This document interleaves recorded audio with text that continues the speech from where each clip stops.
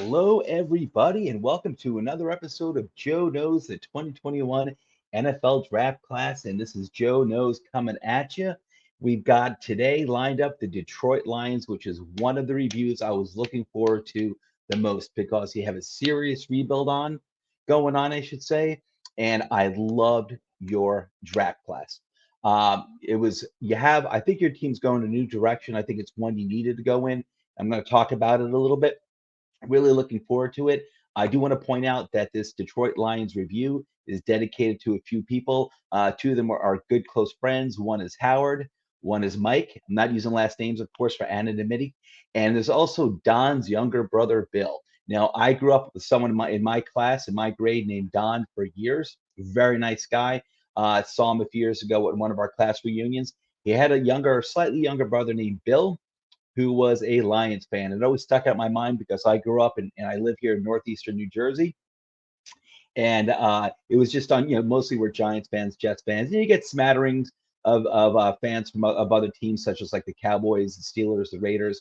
But, Bill was a Lions fan, and just that was unusual in this area. Same thing with Kansas City Chiefs. As I said in that video, there was someone I grew up with named Chris who he had a Chiefs jersey, rocked it all the time. He was a big Chiefs fan, and just things like that just stuck out of my mind. And even when I ran into Don at the reunion a few years ago, I asked him. I said, "Hey, do I remember this correctly? Was your brother Bill? Was he a Lions fan?" And he started cracking up. And he goes, "Yep, he's a Lions fan." And I just thought it was great. So, Bill, this is dedicated to you as well. If you ever see this, God bless you, buddy. So I think you guys are off to a good start. Before we get to our juicy content, however, about the Detroit Lions, where you can find the show, and that is at Apple Podcasts, YouTube, Podbean, Spotify, and Facebook, where we have two pages, Toilets to Titles, and the other page is called When a Family Breaks, which is actually a page that we have dedicated to the trading of sports memorabilia. Check it out. It's really cool. Also, please don't forget to hit that like and subscribe button. It helps us out a lot. Thank you so much. And if you're on Apple, if you're watching us in Apple, I should say, if you can give us that 5-star Apple review, I'd greatly appreciate it. That helps us out a lot. If you got 30 seconds to burn, if you can go over to Apple and give us a 5-star review, that would be greatly appreciated. Let me put the lights on. Hang on one second. This is reality TV, folks. Once we start recording, we don't stop. So, okay, nice little adjustment there on the fly on my part. Give myself a little kudos, a little better light there. Anyway, and also how you can also further support the show, go to patreon.com/slash toilets to titles, and you'll find out. So you guys, you had 7 picks total, and 6 of those picks were in the first 4 rounds. Those are the ones that mean the most. Detroit Lions, your front office and your head coach, you came meaning business. You weren't just like the Baltimore Ravens, the Miami Dolphins. You weren't shopping for the cheap stuff. You were you were getting those high value picks and you were making them count. And boy, did you! You got really good talent. I liked it a lot. I look for a theme in every team's draft class. Some teams go for focus on defense. Some teams may be focused on offensive line, as an example. And you guys, the theme that I saw was that you were getting physical on the lines. Now you took players, in all different types of positions, but your first 3 picks, wow, you took really, really good line players, an offensive lineman and 2 good defensive tackles. I thought for every single round, you found real value, and you even had some steals there where I was looking, especially at the back end rounds, especially our last pick. I'm like, how did this guy, we'll get to him. I was thinking, how did this guy fall to the 7th round? And I knew his name and I had forgotten where he went, and I didn't know what round he went in until I was just reading up on your draft class, and I couldn't believe you got him. Anyway, we'll get to him in a second. I don't want to spoil the surprise. So first off, you let off with Penei Sewell. Okay, you've got here. It's been described by many as a generational tackle. Okay, this is the best tackle coming out of the NCAA in years, if not say like 10 or even 20 years. You did the right move here. What I like about your organization, I'm really happy for you guys because, listen, for a long time, I'm a Giants fan myself, and I don't talk trash about other teams. I'm just saying this as an outside observer. I think you know this. It's not a surprise. The Detroit Lions, for a long time, have been associated with mediocrity, and that's really at best, to be honest with you. Usually, you guys are having really poor years, And on your better years, you're never a team that's like expected to make a push for the Super Bowl. Okay, you might make the playoffs sometimes, but you're never a real threat. And you know what I like about this draft class and what I think it signifies is that you're taking a direction on being physical, and I think you need to do that. I really like your new head coach, Dan Campbell. And I don't know what he's never been a head coach for full time before. He was interim head coach for the Dolphins a few years ago, and I actually thought he did a good job in that little stint that he had. And then for the past few years, he's been an assistant head coach in New Orleans under Sean Payton. So that's a great place to learn. But I like this guy a lot, and we'll see how it turns out with Dan Campbell. Of course, there's no guarantee he's going to succeed. There's no guarantee he's going to fail, but I like him. I like his presence. I like his attitude. He seems like the type of guy who's going to run a tight ship, yet be relatable to his players. And he's still on the young side too. He's a pretty young guy. I like him a lot. And he was a physical football player. He wasn't. I don't even think he was a starter, and he certainly wasn't a Pro Bowler. But he was a physical player himself. That's the type of game he believes in, and I think that's the direction you guys are going in, and that's what I think you need to do. And you started off with getting Penei Sewell. This guy was fantastic. I'm actually a little surprised that he fell all the way to the seventh pick. He was that good. And I remember leading up to the draft, there was some talk like the last week or two that maybe Rashawn Slater would go ahead of him. Rashawn Slater was another very good offensive tackle, very versatile player. And I think he went maybe number 13 or 14, deservedly so. He could have even went higher. But listen, he's not Penei Sewell. And this guy is fantastic. You got an anchor on your offensive line. You probably got your left tackle. You got your left tackle for like the next 12 years. This guy is phenomenal. You're going to be so happy. And I loved how you kicked off your 2021 draft class with this guy. Detroit in the past a lot of times would have went for a more flashy pick, like a wide receiver, probably.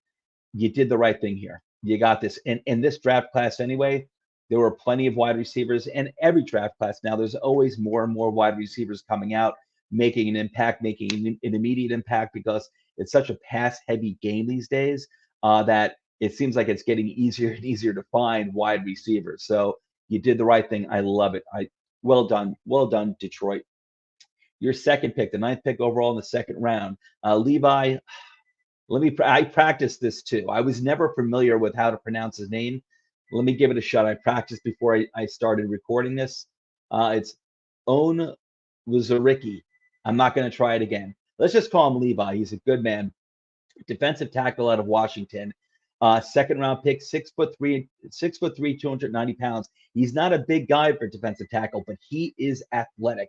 This guy is a penetrator, and he's a disruptor from the interior. He's not exactly a sack artist from the interior. Remember, from the interior as a defensive tackle or a nose tackle, that's not easy to get. There aren't many players who aren't named Aaron Donald who get sacks from the interior. It's rare. But this guy does penetrate. He's a disruptor. He's a disruptor against the running game from the interior. That's not easy to find. You got it in the second round. That's good. That's really good. I like this guy a lot.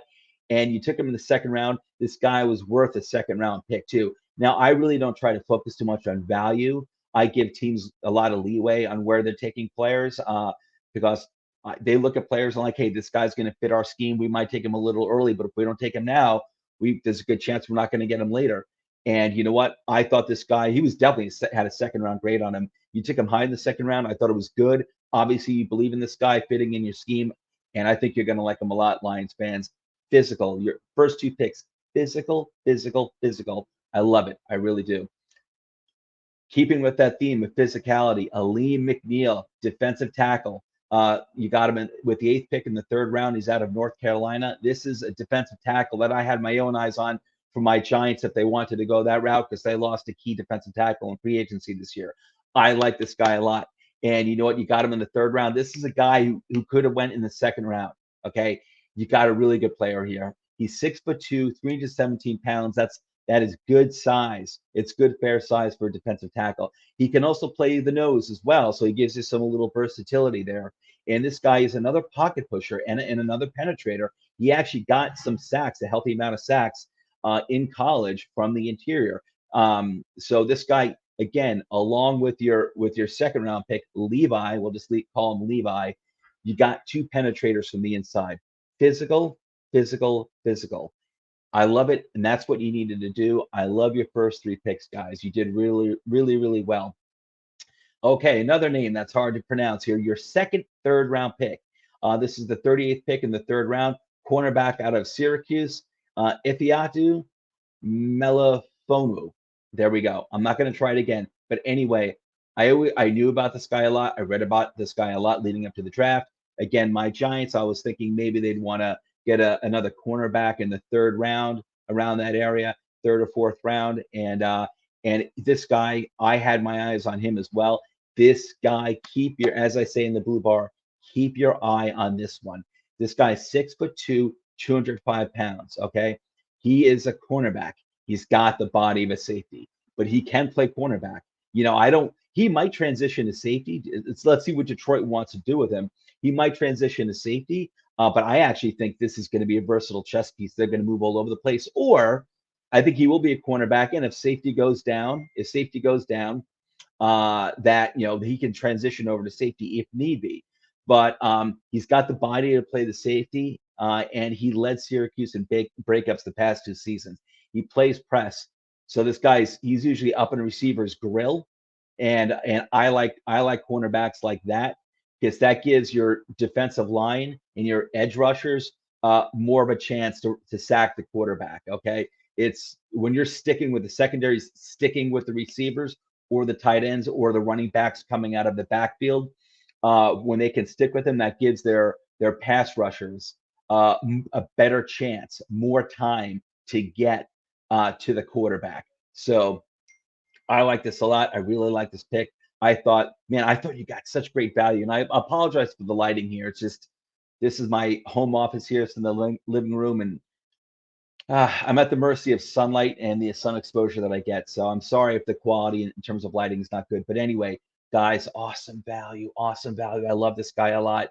Okay, moving on to your fourth round pick in your first fourth round pick. I love this guy. I think this guy might be one of the steals of the draft. This is Amon-Ra St. Brown. What a great football name. I mean, he sounds like an Egyptian pharaoh and a saint. You can't beat that combination. You're putting that on the field, you've got everything on your side. You've got history, and you've got God and the gods on your side. So Amon-Ra St. Brown, I love this guy. Now listen, this is one of the deepest wide receiver classes, possibly the deepest ever. So if this were a normal draft class in terms of wide receivers, because this was extremely deep in wide receivers, if this is a normal draft class, this guy could have been a back end of the second round draft pick, easily a third round pick. This guy is good. He is versatile. He's a smooth route runner. He's 5'11", 197 pounds. That's a nice size for a wide receiver. He plays the inside and the outside. He does both effectively. He put up tons of yards and touchdowns at USC, and like I said, he's a polished route runner, and he's projected to probably succeed the most from the slot, which I agree with. But I think this guy can do both. Actually, I think he kind of reminds me of the old Steve Smith from the Giants in like 2008, 2009. He was actually from USC as well, and he was more of a slot, but he was very effective from the outside. He can move him both ways, inside and out. And actually, Sterling Shepard, believe it or not, does both as well. He's identified as a slot, and that's what he's probably better as a slot. But he actually plays a lot on the outside well, and he does both effectively. Amon-Ra St. Brown is going to give you that versatility. I love this guy. And I'm not surprised he fell to the fourth round because it is a very deep class. But I'll tell you, me, myself, I would have liked to have seen him go in the third round because I think he deserved it. You got a steal. You guys get steals, man. You came with purpose. You got these high-end draft picks, six picks in the first 4 rounds. You made them count. You didn't blow anything here. You made all of them count. You got really good players, man. This is one of my favorite draft classes this year to review. You guys did so well. Derek Barnes. This is another guy for the late rounds that I had my eye on. Linebacker out of Purdue. He was your 8th pick in the 4th round. So you had him right behind Amon-Ra St. Brown. You had back-to-back picks in the 4th round. A little on the small side. Well, he's a linebacker. It's not like he's an edge, but still a little on the small side with his weight. 6 foot, 238 pounds, but this guy can fly. You're going to like him a lot. Now, listen, I don't know if this guy's going to be a potential starter, but he can be. He can be. I'm not trying to drink the Kool-Aid, but I think his ceiling is potential starter, potential three-down starter down the road. But if not, I think he's going to be nice, versatile depth for you. And I think you're going to like him a lot, guys. I really do. He played inside linebacker and defensive end at Purdue. We'll see about defensive end in the NFL, but he's good inside linebacker. He's got a high motor. I love high motor players in the NFL. He had tackles galore at Purdue. He's a good tackler too, and he was also a special teams player. That was earlier. Special teams was earlier in his career in college, but I think this guy, he's an athletic player, and I think he's definitely going to start off in special teams his rookie year here in the NFL.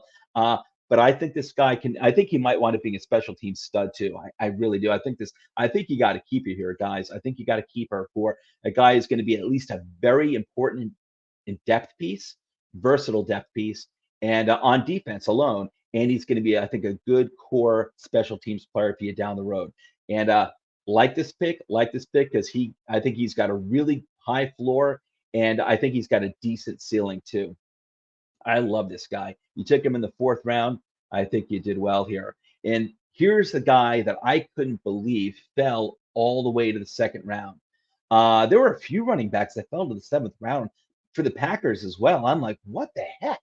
I think it was they got Hill. The Packers took Hill, and I just reviewed them recently, and I was shocked. I'm like, what the? My Giants. I love my Giants. We could have used some young help at the running back, and we did take a guy in the sixth round named Brightwell, but nothing against him, but he wasn't nearly familiar as Jamar Jefferson. This guy put a big time production at Oregon State, running back, Oregon State, 30th pick in the seventh round. This guy almost went undrafted. That blows my mind. 5'10", 260 pounds. I'm sorry, 206 pounds. That is a solid build for a running back. He pounds the line. This guy is a steal. He produced yards, touchdowns, and he was a pretty good receiver at Oregon State as well. He can get around the tackle to run, but he's probably a better between the tackles runner. That's fine by me. I like guys that pound the line. You want to hurt your opposing defense's linemen. You want to make them pay for trying to stop you, and you want to tire them out by the fourth quarter. And this guy can help you do that. I like this guy. This guy, I'm not exaggerating. This guy can wind up being a starting three-down running back for you. I'm not sure how he is in pass protection, and that would be usually as a third down back. You need a guy who can also help protect your quarterback. But you know what? Guys can learn that too.